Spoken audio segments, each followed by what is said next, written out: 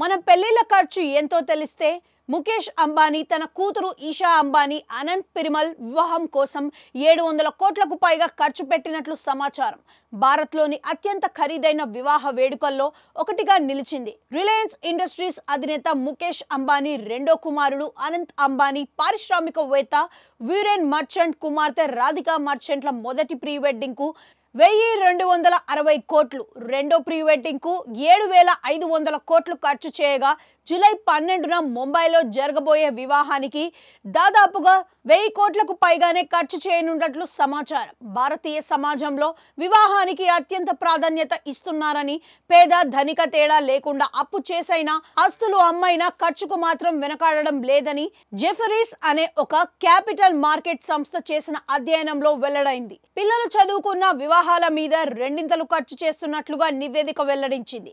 ఏడాదికి సగటున భారతదేశంలో 10.7 లక్షల కోట్లు ఖర్చు చేస్తున్నారని, సగటున ఒక వివాహానికి 12.5 లక్షలు ఖర్చు అవుతున్నట్లుగా తేలింది. ఇది దంపతులపై డిగ్రీ వరకు చదువుపై చేసే ఖర్చు కంటే రెండింతలు అని నివేదిక పేర్కొంది. భారతీయులు సగటున వివాహానికి వెచ్చిస్తున్న మొత్తం మన దేశ తలసరి జీడిపి 2.4 లక్షల కంటే 5 రెట్లు ఎక్కువగా ఉండడం విశేషం.